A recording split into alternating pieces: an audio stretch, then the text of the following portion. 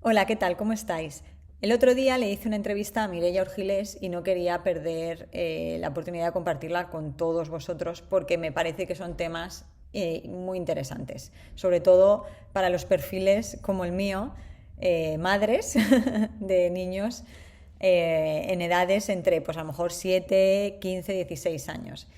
Mireia Orgiles es la investigadora principal del estudio EmoChild, que es el estado emocional de los niños y de adolescentes españoles. Eso es lo que busca estudiar, ¿no? Este proyecto, el estado emocional de los niños, y se hace desde la Universidad Miguel Hernández de Elche. La Universidad Miguel Hernández de Elche, Alicante, digamos que ha tenido esta brillante idea de una vez por todas hacer un estudio durante 3 años para efectivamente ver cuáles son las causas de que los niños y adolescentes cada vez tengan más problemas relacionados con la salud mental. Estamos hablando de lesiones, digamos, de autolesiones, estamos hablando de depresión, estábamos hablando de baja intolerancia a la frustración, perdón, baja tolerancia a la frustración. Estamos hablando de todas este tipo de cosas que en un principio parecía que en el pasado se llevaban más o menos bien, pero ahora están saliendo a la palestra porque es verdad bueno, que los niños y adolescentes parece que están presentando esta problemática. Y como bien dice Mireia en la entrevista que le vais a escuchar, es una cosa que estamos escuchando, pero realmente no se tienen datos concretos, no se ha hecho un estudio científico en profundidad para ver si efectivamente esto es así o esto no es así, o si hay diferencias entre comunidades autónomas o entiendo que entre ciudades y todo este tema, ciudades, provincias, barrios, no lo sé, ¿vale? Entonces, no quería perder la oportunidad de entrevistar a Mireia y de profundizar un poquito más en el tema, tanto para, digamos que para Ocio Magazine Alicante como propulsora digamos que todas las entidades que forman parte de la provincia de Alicante, como puede ser en este caso la Universidad Miguel Hernández, y también desde mi canal personal. Como ya sabéis, a mí pues todo este tema de la psicología, de la salud mental, pues me interesa mucho. Además, tengo hijas, además en edad digamos, en breve, querer exponerse obviamente a redes sociales y todo eso, y me parece que toda información es poca para enfrentarnos a este nuevo reto que como sociedad mmm, somos novatos, ¿no? Y no sabemos cómo abordarlo. Entonces, nada, os dejo con la entrevista. Es una entrevista bastante corta, quiero decir concisa y muy directa. Y nada, espero que la disfrutéis y que de alguna manera también se ponga en valor este tipo de trabajos de estudio, que luego lo que nos ayudan es a poder, digamos, tener herramientas concretas para problemas concretos que se han estudiado y que se ha visto, pues eso, cómo funcionan, digamos que de dónde vienen o cómo evolucionan, etcétera. Así que nada, que lo disfrutéis y muchas gracias. Chao. Bueno, buenos días a todos. Tenemos a Mireia Orgilés, que es la investigadora principal del estudio de EmoChild. Es un estudio que se está llevando a cabo sobre el estado emocional de los niños y adolescentes españoles y se está llevando a cabo en la Universidad Miguel Hernández de Elche. Buenas, ¿qué tal? ¿Cómo estás, Mireia? Hola, muy bien, gracias por invitarme. Nada, gracias a ti por sacarnos un huequito para explicarnos un poco este estudio, porque personalmente a mí este estudio, esta noticia que el otro día asistí también digamos, al directo que hicisteis sobre las jornadas, me pareció bastante interesante por tres motivos. Uno, porque se está haciendo aquí en la provincia de Alicante y para Ocio Magazine siempre buscamos resaltar todo tipo de cosas a nivel también turístico y del día a día, pero sí que es verdad que este tipo de oportunidades, además en un tema como es este, de la salud mental de los pequeños, pues me pareció como muy importante sacarlo a la palestra. Por otro lado, además, bueno, yo soy estudiante de psicología, entonces personalmente me interesa mucho ver los entresijos de este estudio y además soy madre de tres hijas que entran las tres en las edades en las que se están comentando este tipo de temas, ¿no? Entonces, era algo como inevitable, ¿no? Querer entrevistarte y querer hablar contigo. Entonces, si quieres, por favor, explicar brevemente en qué consiste el estudio, por favor.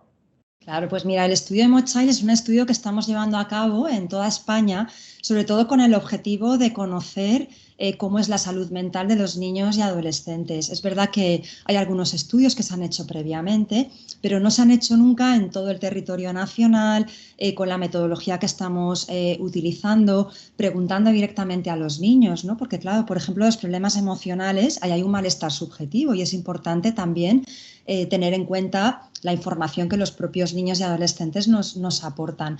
Entonces, nuestra idea es, durante 3 años, con una muestra representativa de toda España, evaluar una serie de síntomas, de problemas, de hábitos y hacer ese seguimiento una vez al año para ver también cómo son las trayectorias de esos síntomas, es decir, si empeoran, si mejoran, si siguen igual, y de qué depende luego también que un niño pueda tener pues un problema psicológico, factores de riesgo, factores de protección. Y un poco así, pues brevemente sería ese el objetivo de lo que vamos a hacer. Comentabas también el otro día en la sesión que hicisteis en la Miguel Hernández, comentabais también que este estudio estaba siendo pionero y de hecho otros conferenciantes lo remarcaron, que era como efectivamente que no se estaban, antes sí que se habían recogido datos, pero no de la manera en la que se van a recoger ahora. Sí, eso es porque ahora lo que estamos haciendo es yendo a los centros escolares, a los institutos, y son los propios niños y adolescentes los que completan una batería de pruebas, que además son pruebas estandarizadas, con propiedades psicométricas, que han demostrado que funcionan muy bien para conocer esos síntomas que estamos evaluando. Y luego, aparte de eso, también una parte novedosa es la metodología cualitativa. Este estudio no solamente tiene metodología cuantitativa de conocer datos concretos, que vamos a poder tener datos de prevalencia, sino también vamos a llevar a cabo, bueno, estamos llevando ya a cabo grupos focales, grupos de expertos, es decir, formamos grupos de padres, de adolescentes, de profesionales, y preguntamos allí una serie pues, de cuestiones, ¿no?, que creemos que son importantes, como pues, por ejemplo cómo ellos se sienten, ¿no?, en el caso de los adolescentes, por qué creen que tienen problemas, cómo puede influir, por ejemplo, las redes sociales en sus vidas, y también cómo lo viven los profesionales de la educación, de la salud mental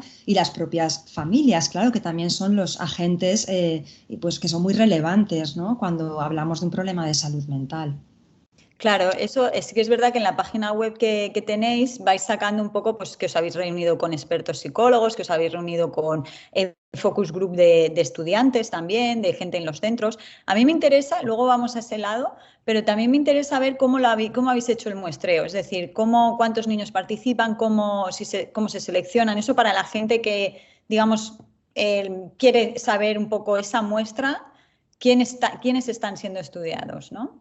Pues ahora mismo, de todas las comunidades autónomas, aproximadamente unos 8.000 participantes de 8 a 16 años.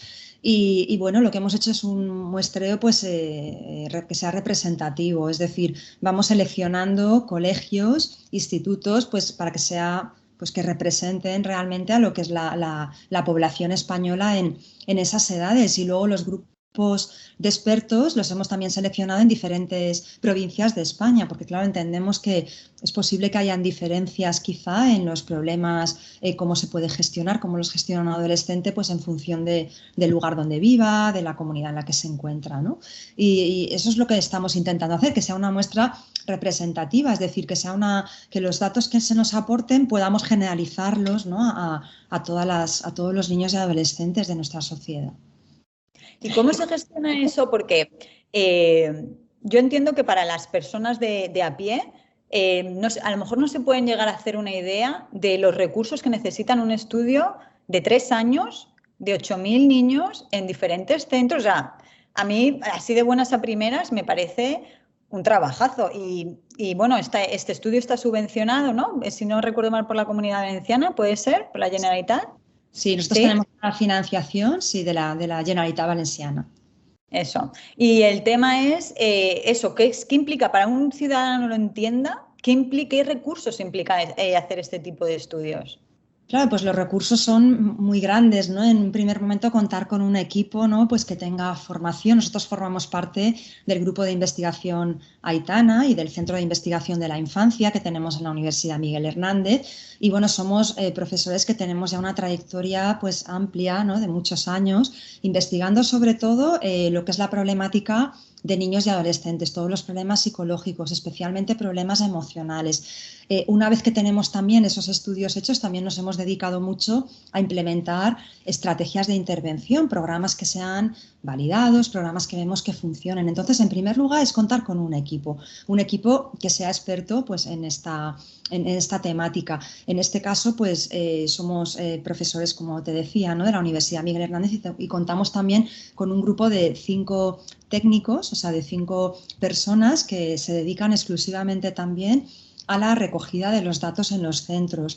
Ellos han recibido también una formación, son todo también psicólogos. Y lo que, bueno, y en primer lugar, claro, el equipo humano es lo más importante. Entonces, hacemos reuniones con mucha frecuencia, vamos supervisando todo el trabajo. Es verdad que surgen muchos problemas, ¿no? Habitualmente en un estudio de esta envergadura. Pero bueno, sí que estamos respaldados pues por eso, por la financiación de la Generalitat Valenciana, por el apoyo de la universidad que nos respalda y luego, bueno, pues también por este grupo, ¿no? de investigación que, bueno, que afortunadamente pues tenemos experiencia en este tipo de estudios.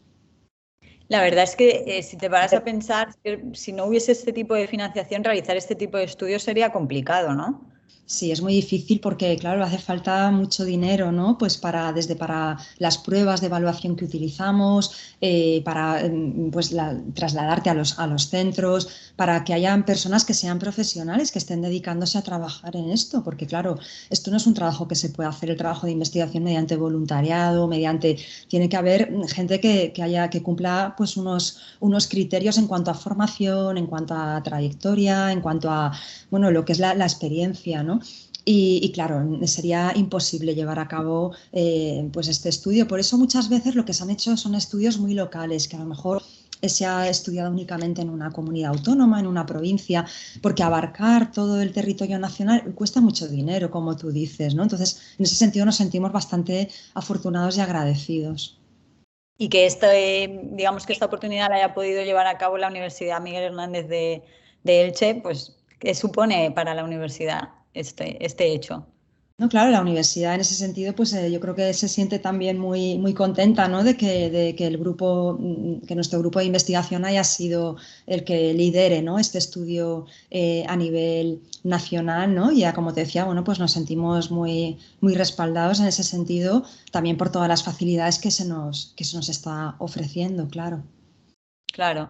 Que en estos, digamos, grupos focales, que al final son personas que se reúnen para debatir sobre un tema, ¿no? Se intenta que todo el mundo dé su opinión, que se quede claro cuál es la posición de cada uno para así ver, ya sean estudiantes, ya sean madres, ya sean psicólogos o expertos en la gestión emocional de los niños. ¿Qué están empezando a arrojar esos datos? O sea, ¿qué están empezando a decir esos grupos focales? Pues fíjate que una de las cosas que más nos ha llamado la atención, aunque realmente es algo que ya pues sabíamos, ¿no? En cierto modo, era la influencia, ¿no? de las redes sociales en la vida de los niños. Lo que nos llama la atención es que son los propios adolescentes los que nos dicen que mirar las publicaciones en Instagram, por ejemplo, implica para ellos problemas de autoestima, es decir, que su autoestima está bastante condicionada por lo que ven, sobre todo, claro, por la comparación pues con los posts, ¿no? con la imagen, con la vida, ¿no? de las personas que ahí aparecen y que para ellos son modelos, son referentes. Eso es una de las conclusiones o una de los hallazgos que hemos encontrado en la mayoría de los grupos focales con adolescentes, que ellos mismos reconocen, ¿no? Pues que su autoestima está muy condicionada a cómo, pues a lo que ellos perciben en Instagram, ¿no? en las redes sociales, y que al mismo tiempo para ellos es un poco incontrolable, claro. No pueden, no tienen también la forma, ¿no? A veces de poder, de evitar, ¿no? que la autoestima pues se vea mermada.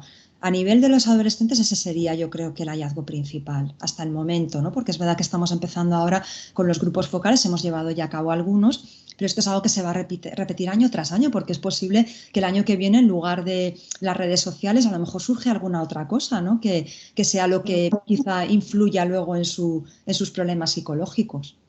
Porque claro, porque el estudio ¿cuándo acaba? ¿Cuándo acabaría? ¿Cuándo podríamos ver los resultados? Pues nosotros lo que hacemos es un informe anual, por tanto, nos queda este año y el año que viene. Estamos ahora mismo terminando el primer reclutamiento y entonces emitiremos un informe, ¿no?, con todos los datos que hemos recabado y será una vez por año. Es decir, que pronto ya tendremos resultados que podremos ofrecer. Es curioso que los estudiantes, o sea, que los estudiantes, no, perdona, que los adolescentes ya se estén dando cuenta, o sea, de lo que supone, ¿no?, el tema de las redes sociales. Yo, por ejemplo, tengo 3 hijas y la mayor, que tiene casi 12 años, pues obviamente lleva ya un año o incluso 2 intentando reclamar su propio dispositivo móvil y obviamente pues no se lo ofrecemos. Le gestionamos un móvil privado para que pueda tener conversaciones por WhatsApp o por Signal o este tipo de aplicaciones con sus amigas, pero no lo tiene en propiedad, no tiene redes sociales. Hay grupos de madres y, bueno, y padres, obviamente, que ya están fomentando digamos que se prohíba el uso de móviles en centros escolares, incluso que llegan al extremo, que a mí me parece un poco extremo en ese sentido, de prohibir a los niños hasta cierta edad que tengan uso de teléfonos móviles, redes sociales. ¿Tú qué opinión te merece todo esto? Como también como experta que eres de psicología de adolescentes infantil, ¿verdad? Sí, sí, nosotros sí que apostamos porque no se pueda utilizar, que no puedan llevar los niños el móvil al colegio. Está claro que eso es una fuente de distracción muy grande y así es como nos lo cuentan los profesores de los colegios, los orientadores, que claro, si un niño tiene el móvil y de momento le suena porque le han llegado un mensaje, inmediatamente niño, preadolescente o adolescente, inmediatamente pues pide ir al baño, ya está distraído porque está pensando quién será que me ha escrito, ¿no? Luego también el problema también de que con el móvil puedes hacer fotos, puedes grabar vídeos, ¿no? Cuando a lo mejor pueden aparecer otra serie de niños bueno, también el derecho a la privacidad, ¿no? Nosotros creemos que el móvil no debería de estar permitido en los colegios. El uso que cada padre pues autorice al niño en casa es algo pues más privado, pero para estar concentrado en las clases tú tienes que estar, la capacidad de distracción es muy alta cuando tú estás pendiente de un móvil que suena. Incluso a veces en algunos centros, ¿no?, con preadolescentes o adolescentes, a veces nos han contado en estos grupos focales que hay unas taquillas, que hay un lugar para que los adolescentes dejen el móvil, pero muchas veces no lo hacen. Eso supone un problema, ¿no?, cuando un profesor tiene que decirle al chico, dame el móvil, ¿no?, porque eso genera también enfrentamientos. Entonces, consideramos que en el colegio ellos tienen que estar concentrados, tienen que estar atendiendo a las tareas que se requieren y bueno, y el móvil pues sería para tenerlo en casa. Tampoco es un problema de seguridad para ellos porque a veces podemos pensar es que si le pasa algo a mi hijo no tiene cómo comunicarse. Si tienes un profesor, tienes el conserje del colegio, cualquier cosa, tú estás siempre localizable, ¿no? Entonces creemos que eso no es una excusa. Ahora mismo un niño pequeño no tiene la capacidad de control sobre sí mismo. Si nos cuesta a veces a los adultos dosificarnos, ¿no? Nos ponemos a mirar redes sociales y cuando te has dado cuenta ya estás media hora allí. Entonces, con la impulsividad, que es lo que caracteriza a un adolescente, con su poca capacidad crítica, evidentemente, porque es así, ¿no? Pues él no puede por sí mismo tener control y decir, no voy a mirar el móvil. Lo miran en los baños, lo miran en los pasillos y eso les distrae de algo que son las tareas escolares. Sí, de las tareas escolares y luego de la interacción con sus compañeros, que muchas veces pues que también se aíslan, ¿no?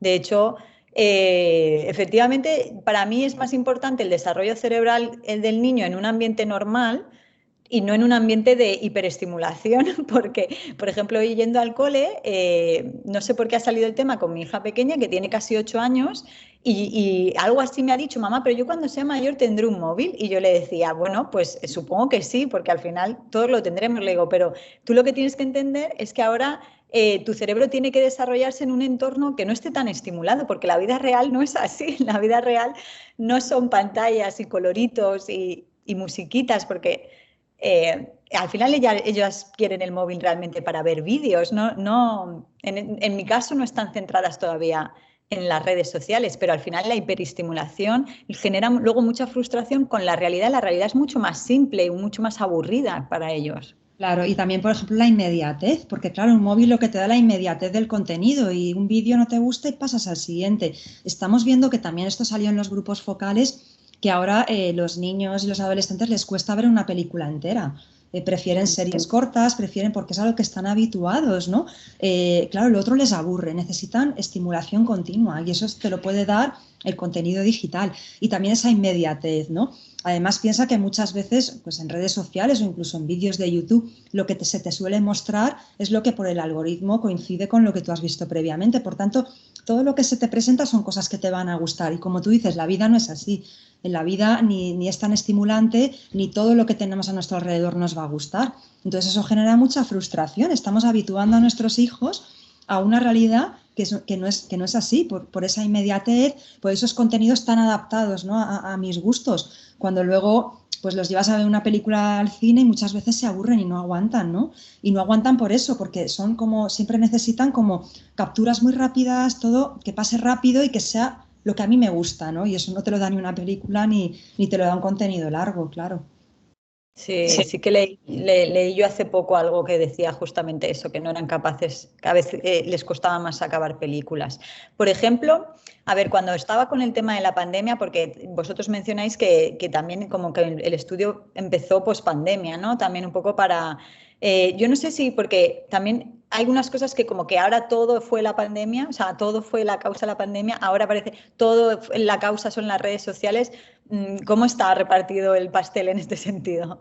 Yo creo que es multicausal. La pandemia, claro, fue un detonante, implicó que los adolescentes se quedaran en casa y hicieran más uso, igual que los adultos, pues del móvil, ¿no? De los dispositivos digitales para estar en contacto con los demás. Y en ese sentido, claro, que nos hizo que tuviéramos pues, una mayor dependencia, evidentemente. Pero tampoco solamente es la pandemia. Ya se veía un incremento de los problemas psicológicos antes de la pandemia. Yo creo que también pues, la sociedad ha cambiado mucho en los últimos años. El estilo educativo también ha cambiado mucho, ¿no? Por ejemplo, ahora mismo los padres somos muy sobreprotectores con nuestros hijos, no queremos que nuestros hijos sufran, ¿no? Entonces los niños no están acostumbrados a frustrarse. La tolerancia a la frustración es que no ahora mismo no es algo, ¿no? Como hace años. Por tanto, es algo como muy multicausal. Son cambios que se han producido en los estilos educativos.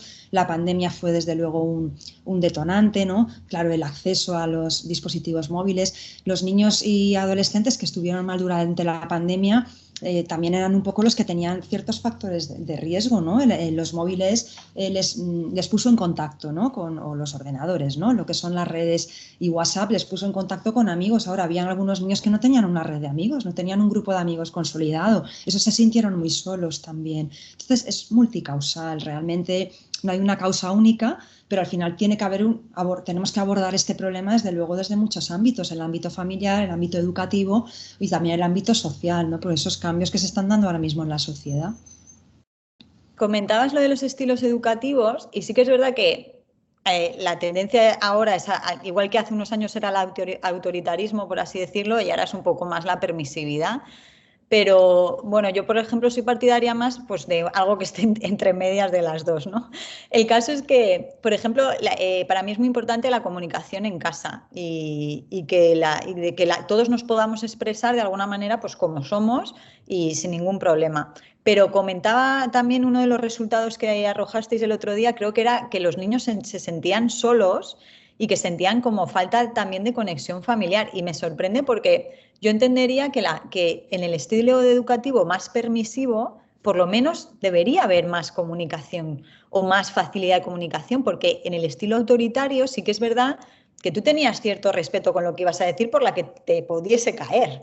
Pero en este sentido, ahora, en teoría, no, ¿no? ¿Cómo puede ser que falle la comunicación? Bueno, yo creo que falla la cantidad de comunicación. Yo creo que ahora los padres trabajan mucho tiempo fuera de casa, mayoritariamente los dos padres. Luego, pues hay tareas de casa que hay que atender. Luego pasamos mucho tiempo con el móvil en la mano y esto lo podemos ver en los parques, lo podemos ver incluso en el cine, que si te suena el móvil ves que hay luces encendidas porque alguien ha visto quién le ha mandado un mensaje. Es decir, están muy conectados. Ahora mismo los adultos nos pasa igual, estamos muy conectados a los móviles. Sí que hay comunicación, pero mayor comunicación, pero en cuanto a contenido. Es verdad que ahora lo que los niños adolescentes cuentan a los padres son contenidos que eso hace años eso no se contaba porque había como más bueno, pues habían temas más tabús, habían temas que pensabas que eso no se lo podías decir a tu madre o a tu padre. Entonces, yo creo que sí que es verdad que lo que es el contenido hay más confianza y se cuentan cosas que hace años eran impensables, pues de relaciones, por ejemplo, los adolescentes de relaciones sexuales o de si han tomado, eso ahora es muy habitual que se cuente a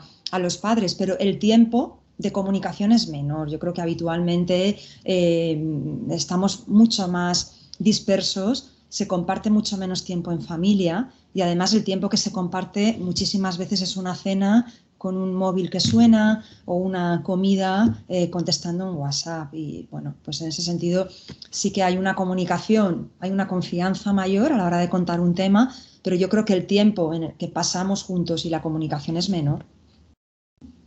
Sí, o sea que también, digamos que los padres en este sentido no formarían parte de este estudio, pero sí que es verdad que podrían ser, obviamente, temas a tener en cuenta, porque obviamente si tú eres el ejemplo en casa y el ejemplo nos está afectando a nosotros también, esta hiperconectividad, también, incluso aunque no trabajes, estás como a otras cosas, ¿no? Estás pues, centrado en otras cosas, distraído con, quizá, ¿no? O sea, Sí, que hay padres. claro, y piensa además que ahora mismo todos los niños tienen muchas actividades extraescolares. Es que al final tampoco es tanto tiempo el que pasamos con nuestros hijos, entre el tiempo que pasan en el colegio, entre el tiempo que están en alguna extraescolar. No hay tanto tiempo. Antes, hace años, no era así. Antes una familia compartía más tiempo juntos. Ahora yo creo que los niños, claro, por eso tienen esa sensación de soledad que nos dicen, ¿no? Que a veces como que se sienten solos, ¿no? Porque luego tampoco hay tanto tiempo de estar juntos y tiempo de calidad, ¿no? Hablamos sobre todo. Ya. Tú eres especialista, bueno, tienes experiencia sobre problemas emocionales en la infancia y a mí me gustaría, digamos que como que hicieses una vatinización, o sea, qué va a ser para ti, cómo es el futuro, si seguimos así o qué recomendaciones podrías dar tú en este sentido para mejorar aquí el panorama. Bueno, yo creo, sobre todo, ¿no? Desde mi humilde opinión, yo creo que ahora mismo necesitamos hacer cambios y cambios importantes. Yo creo que la sociedad ha evolucionado rápido y nosotros, no, como padres, como profesionales, como adolescentes, no hemos evolucionado al mismo nivel en cuanto a recursos, ¿no? Para afrontar lo que tenemos delante de nosotros, ¿no? Entonces, por un lado, a los niños y a los adolescentes les hacen falta recursos de afrontamientos, habilidades socioemocionales. Eso podría prevenir muchísimos problemas emocionales, que ellos sepan afrontar cosas de la vida. A nosotros nos llama también la atención que, por ejemplo, cosas que habitualmente siempre han ocurrido, ¿no? Como un problema de un adolescente con los amigos, como un profesor que supuestamente te tiene manía, como que el chico que te gusta o la chica que te gusta no te haga caso, ¿no? Eso antes era algo que formaba parte de la vida normal y, sin embargo, ahora eso supone un problema importante. Vemos que eso sobrepasa a muchos adolescentes, pero precisamente por eso, ¿no? Porque quizá nuestro estilo educativo como padres ha cambiado mucho y ahora somos muy sobreprotectores, no queremos que sufran los niños y vamos resolviendo mucho los problemas cuando ellos son pequeños. Y eso hace que cuando son mayores, algo que forma parte de la vida, ellos no tengan los recursos para afrontarlo. Entonces, por un lado, los chicos necesitan pues, habilidades socioemocionales, gestión de emociones, aprender a relacionarse bien con los demás. Muchos aprenden a través del WhatsApp, cuando no están, luego no saben desenvolverse en la vida real, cuando las relaciones sociales no tienen nada que ver, ¿no? Los padres también, pues, aunque nos cueste mucho, yo también soy madre de dos hijos, nos cuesta mucho ver cuando tu hijo tiene un problema, ¿no? Y tiende siempre a decir, no quiero verlo pasarlo mal, pero tenemos que dejarle que se frustre a pequeñas dosis para que él aprenda que a veces en la vida no puedes tener lo que quieres y que a pesar de eso tú tienes que seguir, tú tienes que ser feliz, tú tienes que seguir esforzándote para que no decaigan, ¿no? Y luego, bueno, pues yo creo que a otros niveles, pues tienen que haber también pues, medidas, ¿no? Pues un mayor acceso, por ejemplo, a terapeutas, ¿no? A psicólogos, ¿no? Para que ayuden a los niños y adolescentes, sobre todo a edades tempranas, porque también sabemos que la mayoría de los problemas psicológicos de los adultos han empezado cuando los niños son pequeños. Normalmente antes de los 18 años empiezan casi el 50% de los problemas. Entonces, cuando nos llega un adulto a consulta, muchas veces llegamos tarde y esa persona ha estado sufriendo muchos años. Cuando si eso se hubiera visto cuando tiene 8, 9 o 10 años, por ejemplo, los problemas de ansiedad, que ahora se debuta pues, a los 6 o 7 años, ya se notan mucha sintomatología ansiógena, evitaríamos muchísimo sufrimiento en el niño, en el adolescente y en el adulto, ¿no? Entonces yo creo que tenemos que tener una visión optimista, pero una visión no de preocuparnos únicamente, sino de buscar estrategias, buscar soluciones y pensar que aquí tenemos todos que abordar este problema, cada uno desde donde puede, los padres como padres, los profesionales de la salud mental desde ese punto de vista, o sea, todos tenemos que ir a una en esto. Muy bien. Gracias. Y una última pregunta, ¿cómo surge este estudio de repente? O sea, a quién se le enciende la bombilla?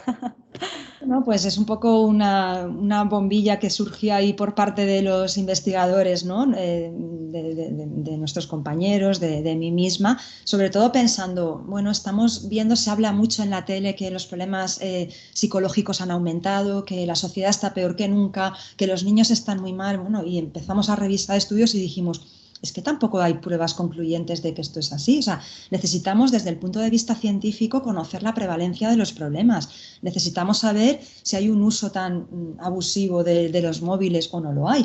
Necesitamos saber cómo está pues, el tema de las conductas de autolesiones, ideación suicida, sintomatología emocional y también necesitamos saber qué pasa, ¿no? O sea, qué factores de riesgo hay, o sea, realmente qué está pasando, ¿no? Y hacer por eso llevamos a cabo un seguimiento, porque a lo mejor en un momento determinado puede ser que haya ocurrido algo como la pandemia y puede ser que afloren muchos problemas, pero igual al cabo de un año o al cabo de dos ya no es así y los problemas se van regulando, ¿no? Entonces nosotros consideramos que necesitamos pues estudios que sean serios, con rigurosidad científica y que nos den información de esa prevalencia y de esa trayectoria de los problemas, porque esa es la forma de luego abordar estrategias, o sea, hacia dónde nos dirigimos. ¿Tenemos que ir hacia problemas de ansiedad y entonces intentar reducir eso, o más bien tenemos que abordar otras medidas, como por ejemplo eso, la prohibición del móvil a los menores de 16? O sea, es que tenemos que ver en qué situación, qué panorama tenemos delante para definir guías de actuación, que yo creo que es ahora mismo lo que los profesionales y los padres necesitamos.